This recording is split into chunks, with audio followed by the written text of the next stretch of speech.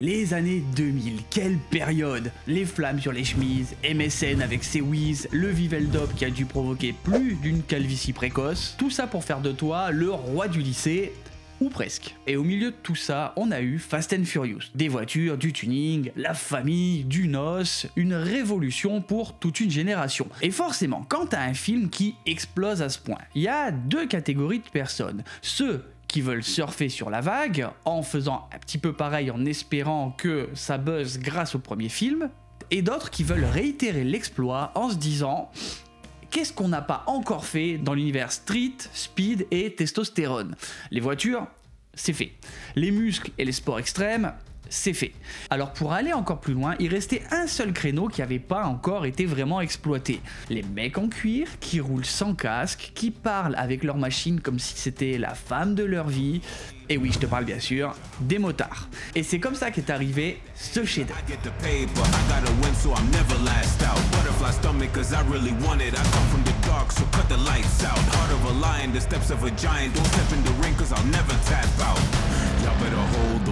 Le truc, comme je te dis souvent dans cette série de vidéos, c'est que moi à cette époque, je suis ado. Et quand je vois les goûts que j'avais, franchement c'est chaud. Parce que ce film là, quand j'avais vu la bande-annonce, ça m'avait fait aller au ciné.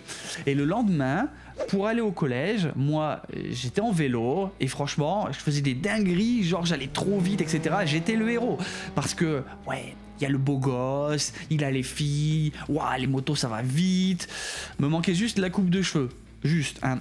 Me juge pas en commentaire, je laisse sur ça. Mais voilà, aujourd'hui on est en 2025 et il est temps de revenir sur ce monstre du cinéma. À toi de trouver la définition de monstre dans cette situation. Remise en contexte. En 2001, il y a Fast and Furious qui explose tout. Le box-office, le nombre de néons bleus sous les voitures et la vente de magazines Addicts. Tout. Pour te donner une idée du phénomène, 38 millions de dollars de budget étaient nécessaires pour faire Fast and Furious, qui a remporté 207 millions de dollars.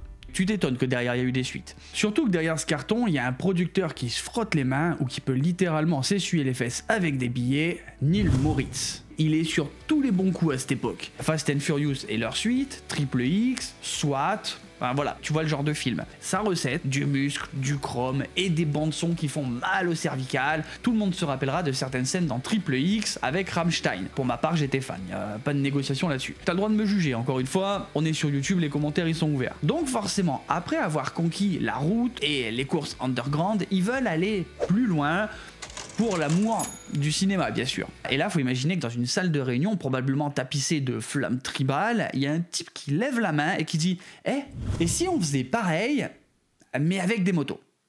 Silence dans la salle. Regard intense. Tout le monde réfléchit. Bah, tout le monde valide. Mais quelle idée de génie, Neil! Mais du coup, il va quand même falloir convaincre les copains de se lancer dans le projet. Déjà, au niveau de la réalisation. Et il faut que ce soit énervé. Alors, où est-ce qu'on peut trouver quelqu'un qui a l'habitude des prods violentes? Michael Bay? Pas dispo. Merde. Alors ce qui s'en rapproche le plus, on va plutôt se pencher vers l'univers des clips de musique. Et c'est là qu'ils appellent un certain Joseph Kahn. Pour te faire un petit peu son CV, il a bossé avec des petits du nom quoi. Moby, Destiny Child, Britney Spears, U2, Eminem, il pèse quoi. Le brief en vrai il est simple, on va faire des cascades what the fuck parce que avec les ordi, les CGI, on peut tout faire donc il n'y a pas de problème, on va gérer cette partie. Le scénario, t'inquiète. C'est prévu. Et niveau casting, si on appelait Vin Diesel, bon, il a dit qu'il voulait pas non plus jouer dans tous les films qu'on lui propose. Fait chier. Bon, alors on s'en fout. Si personne veut, on a qu'à mettre des nobody, mais qui sont beaux gosses, des meufs bonnes un peu partout, et ça fera l'affaire. Oui, on est en 2004, on a encore le droit de dire ça. Oh attends, il y a un gars de Fast and Furious qui est dispo et qui sait pas quoi faire en ce moment? T'inquiète, j'y réfléchis, on verra plus tard comment on peut l'intégrer dans le scénar. Par contre, faut pas oublier les gars, si on trouve quelqu'un d'intéressant en plus, on pourrait peut-être l'utiliser pour la suite de Triple X. C'est vrai que j'ai vu quelqu'un qui a posé son CV, je crois qu'il s'appelle Cube de glace ou un truc comme ça, qui paraît qu'il est dispo.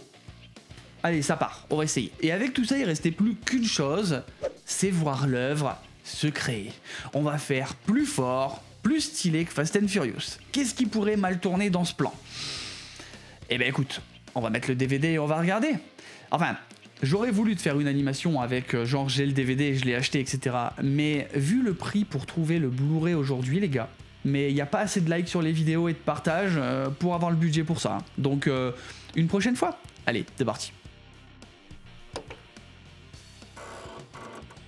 Alors on démarre direct sur une scène qui nous met dans l'ambiance. Deux Jackie Tuning ont décidé de faire la course comme si on était sur un circuit électrique de gamins. Voiture jaune et voiture rouge n'ayant pas trouvé le plateau de tournage de Fast and Furious essayent de rouler droit mais n'y arrivent pas trop.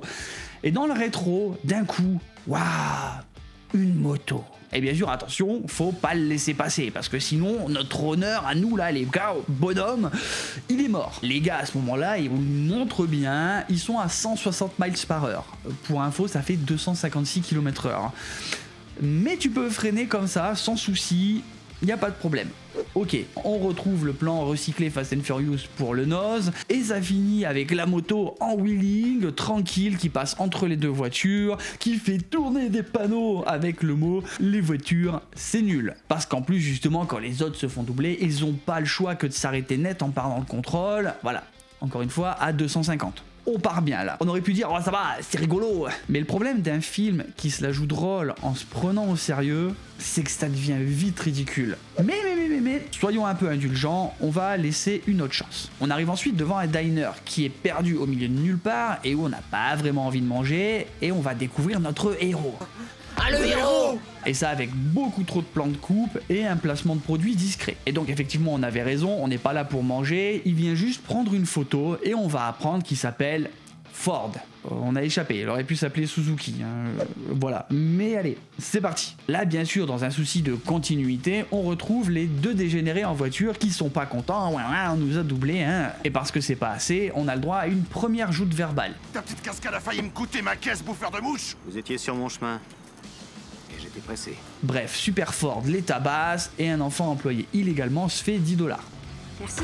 Au passage, on nous rappelle encore une fois en moins de 2 minutes que c'est pas un film pour ceux qui aiment les voitures. Vous pouvez me dire pourquoi conduire une bagnole ça vous rend tous aussi cons? C'est bon. Mais les ennuis sont pas finis car deux autres motos arrivent qui manifestement doivent remplir les quotas de multinationalité dans le film. Et là, nouvelle joute verbale culinaire. Je suis parti pour des double burgers aujourd'hui. Double burger. Je peux avoir une frite avec? Parce que j'ai une putain de dalle. Mais en fait, t'inquiète. Ça gaz fort. Content de te revoir, mec. C'est les copains, c'est rigolo, on a rigolé quoi. On va apprendre grâce à une petite tirade que Ford, il est dans la merde, qu'il est toujours amoureux, etc. Et pour fêter ça, qu'est-ce qu'on fait? On roule à fond avec le générique, une bonne musique, du ralenti, etc. Bref, c'est génial, on adore, on est tous contents, notre testostérone est au max. Et pendant leur petite balade à haute vitesse, on va découvrir une nouvelle bande qui, manifestement, ne fout pas grand-chose non plus de ses journées. Et comme nos chers amis n'ont pas des motos mais des tanks dignes du soldat Ryan qui font trembler le sol, ils vont faire tomber de sa moto le petit frère du boss de cette bande. Oui, on apprendra après que c'est le petit frère du boss, c'est vrai, je veux pas spoiler, mais bon, voilà, il est pas content. D'ailleurs, qu'est-ce qu'il foutait au milieu de la route sur sa moto en équilibre comme ça? Bref, on est plus à ça près. Et là, nouveau record du monde, celui de pouvoir se mettre en tenue et de partir le plus vite possible, suivi après de 40 bonhommes qui faisaient un barbecue, alors que toi, même mettre tes gants avant de partir en moto, ça te prend déjà 5 minutes. Il rattrape la bande au calme. Pas si rapide que ça donc. Et là, baston, bah oui, testostérone. S'ensuit un accident qui met à mal, mais je dis bien vraiment tous les gestes de premier secours qui existent. Enlever le casque, laisser le gant en position, pas toucher, etc. Bref, voilà. Mais bon, dans ce film, tu vas voir, ils ont quand même une résistance physique hors du commun. On y arrivera un petit peu plus tard. Et donc voilà notre nouveau membre du casting qui arrive, Cube de glaçon, donc Ice Cube. Ouais, je sais, les cubes de glaçon, ça fait canadien quoi. Et c'est reparti pour une nouvelle joute verbale culinaire, cette fois sur l'origine des sushis. Je croyais que t'étais parti bouffer des sushis pourraves chez les Viettes. Je croyais que les sushis c'était japonais. Je sais que les sushis c'est japonais bouffon. Vraiment, ils doivent beaucoup manger ces gens. Mais bon bref, le glaçon, il les laisse partir parce que la police, parce que tout ça, voilà, facilité de scénario. On arrive ensuite dans un lieu pour motards, où les femmes sont toutes des playmates avec très peu de tissu sur elles et qui ont donc une passion pour le ménage et en particulier lustrer des motos. On retrouve aussi les mecs dignes d'un mauvais défilé du 4 juillet aux États-Unis. On a des biceps, on fait des bras de fer, on boit de la bière. Ici, on est des vrais bonhommes. Quel exemple pour la jeunesse Alabama. Et puis bon, nous, ados, à ce moment-là, on rêve tous de cet échange plus rapide que si tu demandes un push sur OnlyFans. Jolie bécane. Jolie fesse. T'as un nom? Ouais. Si la drague c'était aussi facile, hein, je t'assure que c'était pas comme ça quand j'étais au collège. Hein. Ensuite, nouvelle rencontre avec un fan de Johnny en manque de testo qui, manifestement, n'aime pas beaucoup Ford. Ford qui, à ce moment, va aussi retrouver la seule femme qui n'est pas à poil ici et qui s'avère être son ex. Ouais, je sais, faut suivre. Et là, pour être sûr qu'on n'est pas trop débile, on a le droit à un nouveau résumé de l'histoire pour avoir les petits détails. Et on apprend que du coup, Ford, c'est un bad guy, mais c'est le gentil. Et qu'au final, le vilain méchant, il va arriver.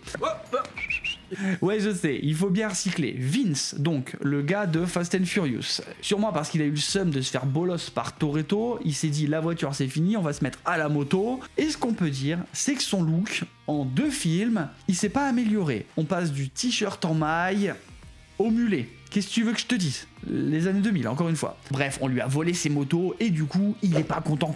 On découvre également l'antagoniste de Shane, directement sorti d'un clip d'Evanescence et qui est pleine de bon goût subtil. Parce que manifestement, les selles dans le milieu de la moto, c'est un gros débat, hein, voilà. Je crois que Ford préfère les selles en peau de salope. J'ai l'impression que tu devrais penser toi-même à te payer une nouvelle selle, Henry. Ça fait longtemps que t'en partages une avec tes potes et tu vas finir par te choper des cochonneries. Putain. On avance un peu et on voit Ford qui a envie de se prendre un #MeToo avec sa technique de drague un petit peu abusive, qui décide ensuite de faire une course avec Shane à fond, entre les gens, sans casque, parce que oui, faire ce genre de choses, risquer de démonter quelqu'un, mais t'inquiète, on gère, c'est cool. Voilà, on est content. Et en plus, je me tape la pause parce que je suis fier d'être un abruti sur ma moto qui fait vroom. Et manifestement, ça marche. Ce qui va nous amener directement au seul endroit qui a l'air animé de ce lieu, c'est-à-dire un concert dans une boîte. Et là, nouvel affrontement avec le frère de Cube de Glaçon qui, parce que j'ai pas d'autre explication, a dû sniffer du samplon au lieu de boire son biberon quand il était petit parce que c'est difficile d'être aussi con. Et là, premier problème de l'histoire, ce débile de frère, il va se faire buter parce qu'après un échange limite au niveau référence raciste... Pas là pour te regarder tripoter ton kleps. De macaque. J'ai pas invité ton cul de bouseux à venir se poser ici. Il a dit non à Henry pour vendre sa drogue. Du coup, le vilain, il est pas content. Et il décide de se venger en butant ce gars. D'ailleurs, au passage, il va utiliser sa chaîne de moto. Mais il va bien prendre soin de la nettoyer avant, parce que sinon son kitchen, je sais pas dans quel état il va être. Forcément, quand Cube de Glaçon, il va se rendre compte que son frère il est mort, il va se mettre à fondre, et surtout il va penser que c'est Ford le tueur, parce que la meuf du mec de Fast and Furious lui a dit, y a pas d'argument, c'est comme ça, elle a la tête de quelqu'un à qui on peut faire confiance. Il n'y a pas de souci. Faut savoir que Ford, à ce moment-là, il a aucune idée de ce qui s'est passé. Il a la tchatch, tranquille, et lui, son seul goal, c'est de se repécho Shane. Voilà, tranquille. Pendant que ses potes ont chopé des dates dignes d'un vieux rêve d'ado attardé en moto. Et là, forcément, les flics arrivent, le FBI, tout ça, l'enquête commence. Waouh, quel film! Et donc, les Reapers, la bande de bouillon de glace, là, ils partent pour en découdre et pour le retrouver. Ford, qui a enfin compris qu'il y avait un piège qui se mettait en place, décide de faire un contre-piège. Son but, c'est de rendre la drogue au mec de Fast and Furious en essayant qu'il se fasse choper par les flics. Comment ça peut mal se passer, tu vas me dire? T'as 1 milliard de moyens différents, forcément. Surtout quand t'as des scénaristes comme ça. Mais avant ça, post-pipi. Chelou. Attention, parce que là, on peut rapidement croiser les jets et on change de film. Alors là, si t'as la référence, le réalisateur, il a dû se dire ça serait bien de mettre un petit peu de Michael Bay là-dedans en faisant ce plan qui tourne et qui te met la gerbe, en essayant de mettre de l'intensité pendant un coup de téléphone et aussi un problème de géographie digne d'un 5e. T'as passé un peu trop de temps chez les Shintok, Ford. Moi j'étais en Thaïlande, c'est carrément un autre pays. Donc ce qu'on vient de parler là, c'est les 30 premières minutes du film. Qu'est-ce qui se passe après ça? Des courses-poursuites un peu partout, tout le temps, n'importe comment, et avec des motos vachement adaptées à ce type de terrain. Et là, clairement, on va pouvoir commencer à cocher des cases comme si c'était Martine. Martine fait de la moto dans les dunes, Martine va dans une grotte, et une nouvelle petite pique à Toretto. La vie est une suite de 400 mètres départ arrêté. C'est le truc le plus con que j'ai jamais entendu. Reprenons notre petit voyage de Martine avec une petite synchro et Martine cette fois dans la forêt où manifestement les règles de la gravité ont quitté les scénaristes à un moment. Ensuite Ford va près d'un train, sur un train, dans un train, devant un train. Et paf! Ça fait des chocs à pic! Sauf que Ford va sauver Cube de Glaçon. Et donc, parce qu'il l'a sauvé, Cube de Glaçon, qui a manifestement pas fondu que de l'eau, mais aussi son cerveau, il se dit, il doit être innocent. Ford, il disparaît, tant qu'à faire aller dans les clichés, mais le problème c'est qu'à ce moment-là, il a cassé sa moto. Bah oui, rouler devant un train, c'est pas pratique. Et sa meuf vient le chercher. Mais il lui fait pas vraiment confiance, parce qu'elle devient instantanément son sac à dos. Elle vient avec sa moto, mais elle doit la prêter à Ford. Ça devient compliqué à défendre là quand même. Hein. Ensuite, pour avancer, ni vu ni connu, quoi de mieux que de voyager illégalement dans un camion de NASCAR. Et là, tu sais pas pourquoi, la police les arrête, et d'un coup, course-poursuite en voiture. Ah ok, pause. Tout à l'heure, on est d'accord qu'il y avait bien des motos devant la voiture. La voiture prenant toute la largeur de la remorque, tu nous expliques comment c'est possible qu'elle sorte comme ça. Allez, c'est bon, on oublie le cerveau, on oublie toutes les lois de la gravité, etc.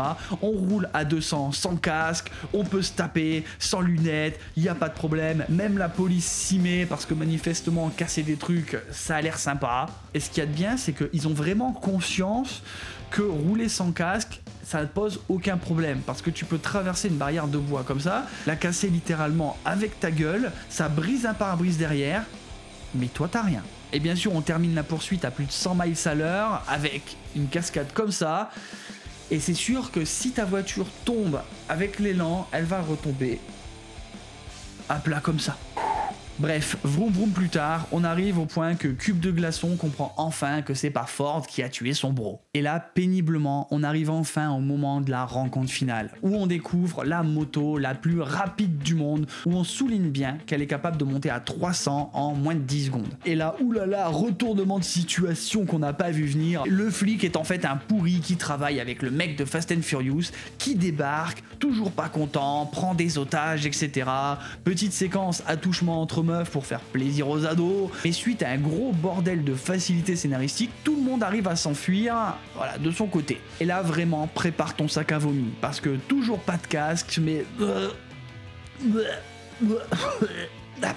Pardon, excusez-moi. C'est dur les effets là. Petit détail qui m'a toujours choqué. La moto décoiffe tout le monde, monte des fesses, etc. Ouais, c'est génial, casse des vitres, mais prend 200 ans à rattraper une Harley. Et ce qui nous fait arriver à cette bataille féminine du film, qu'on attendait, hein, ou pas. Bref, petit placement de produit discret et subtil au cas où tu avais pas vu que Pepsi avait mis des sous dans ce film. Pour info et ta culture, Pepsi et Mountain View, c'est de la même boîte. Hein. Et bon, ici, je te parlais déjà que les règles de la physique ont chié dessus avant. Là, il n'y a plus de limite. Littéralement, on est dans un autre délire. C'est blonde versus brune. La piste, elle fait soit 100 mètres, soit 5 km selon les plans. Les motos, elles restent sur leurs axes bien droits alors qu'elles se foutent sur la gueule comme c'est pas permis.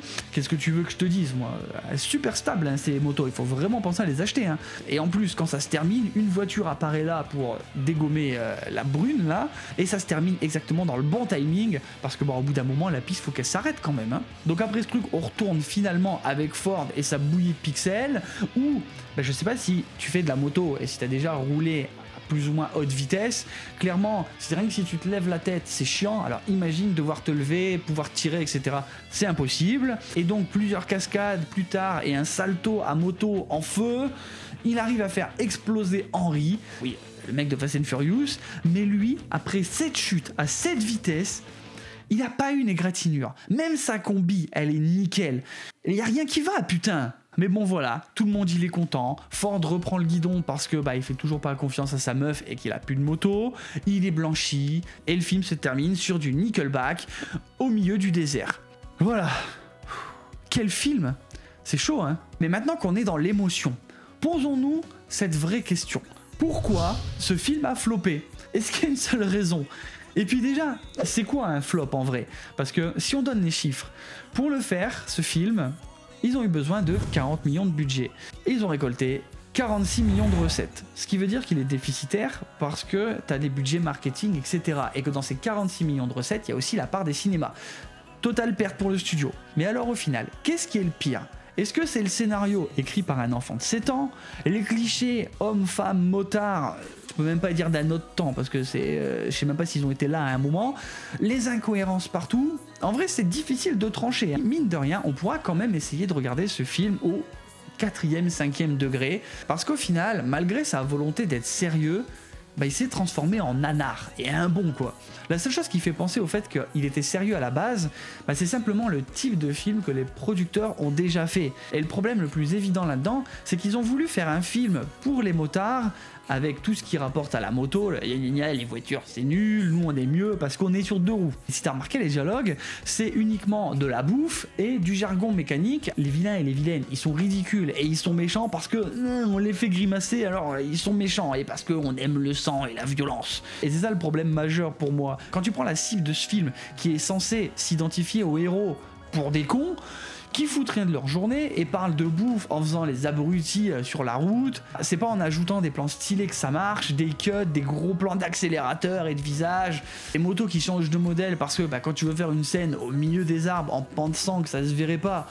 Sauf que le problème c'est que les motards ils savent faire la différence entre une moto hyper sport et un trail. Ajoute à ça les CGI qui étaient à la mode mais qui sont totalement ratés, les meufs qui sont juste là pour faire du ventilateur avec leurs cheveux et montrer leur mini short avec de la mousse, et voilà quoi, ça devient vite compliqué. Mais ça reste les faits. Moi je dis, au tribunal, la parole est à la défense. Alors, qu'est-ce qu'ils ont à dire pour se défendre? Il est essentiel de considérer les défis auxquels la production de Torque a été confrontée. Le réalisateur Joseph Kahn, principalement reconnu pour ses vidéoclips, a fait ses débuts dans le cinéma avec ce film. Il a exprimé à de nombreux moments ses divergences créatives avec le studio, en notant bien que, comme je te le dis, le studio souhaitait un film sérieux, et lui, il voulait faire une comédie. Et cette discordance a conduit à des compromis qui ont effectivement peut-être pu affecter la cohérence du film. Mais Kahn a aussi mentionné que le studio n'était pas pleinement conscient de sa vision satirique de Torque. Ça par contre ça devient compliqué quand même. C'est qu'après le tournage qu'ils ont réalisé l'orientation humoristique du film. Il y a quand même quelques réunions qui n'ont pas dû se faire avec tout le monde. Et donc ça a entraîné beaucoup d'ajustements en post-production et un saccage du montage. Ah bon? Et le réalisateur il prononcera même ces mots: quand j'ai fait Torque, c'était dans un esprit de satire, d'autocritique. J'ai réussi qu'à 70%. Son bide, c'est 70% de ma responsabilité. Les 30% restants, le côté sérieux du film, c'est ce que le studio et les spectateurs voulaient voir. Ça aurait cartonné parce que c'était dans la lignée de Fast and Furious. J'ai démarré en faisant un film que je voulais voir et à la fin j'ai accouché d'une sorte de film d'animation japonais satirique avec Ice Cube et des motos. Et qui a envie de voir ça? Eh ben pas grand monde mon ami, pas grand monde au final. Maintenant il faut que je te fasse une petite confidence. Moi la réalité, je vais pas te mentir, c'est que Torque, je l'ai vu quand j'étais ado et forcément j'ai toujours le même souci, c'est que je suis énormément bon public et j'avais passé un bon moment. Et là, j'ai dû le re-regarder pour la vidéo, mais au final il faut quand même se rendre à l'évidence, c'est mauvais. Et c'était le début des studios qui font ce qu'ils veulent pour faire de l'argent en pensant que les gens sont vraiment des cons devant un écran. Et ça c'est un vrai souci encore plus aujourd'hui. Mais ça n'empêche que Torque, qui voulait être l'héritier version moto de Fast and Furious, il se retrouve aujourd'hui en fait comme une espèce de parodie imbouffable et outrancière et hérite plutôt du statut culte de nanar. Et au final c'est les jeux, c'est comme ça, tu peux passer un bon moment devant ce film, bon voilà, mais faut pas avoir de grandes attentes. En tout cas j'espère que ce format, encore une fois cinéma, vous a plu, que vous avez kiffé regarder ça avec moi. Moi ça me fait plaisir parce que ça me fait revivre plein de souvenirs, et puis voilà, il y a encore énormément de sujets que je peux vous faire. N'hésitez pas à me dire ce que vous avez pensé de ce film, si vous pensez que au final je dis de la merde et que c'est un très bon film, dites-le aussi. Et puis en attendant, n'hésitez pas à vous abonner, à liker et à commenter, parce que ça aide énormément la chaîne. Si vous aimez les lives, je suis aussi sur Twitch. Bref, regardez aussi les dernières vidéos, et puis nous on se retrouve bientôt pour une prochaine. Allez, ciao ciao.